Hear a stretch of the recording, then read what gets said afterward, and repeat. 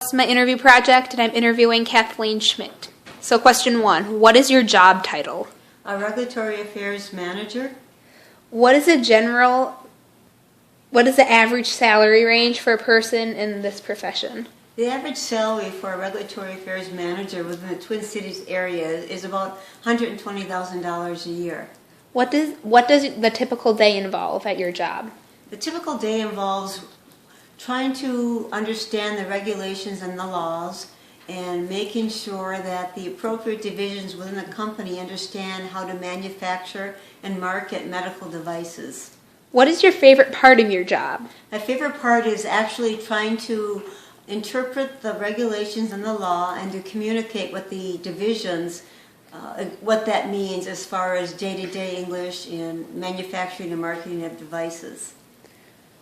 What is the most difficult part of your job? The most difficult part of my job is to actually working within the different divisions to help them understand the regulations and what the boundaries are for manufacturing and selling the devices. Because many times marketing and manufacturing have a different understanding of the regulations and the laws than what regulatory does, and so you really have to work closely with the divisions to help them understand that.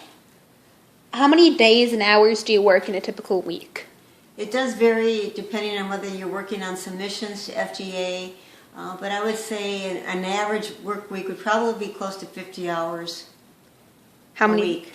How many days a week? 5 days a week. How did you become interested in this career?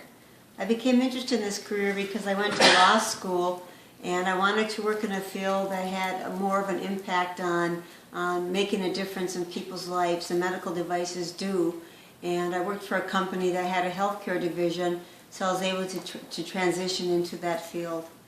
Is college required for this career? College is required, and in fact you probably need a graduate degree, and it's very helpful to have an undergraduate degree in either engineering, the biological science, or chemistry, and then to have a JD or a master's in one of those fields.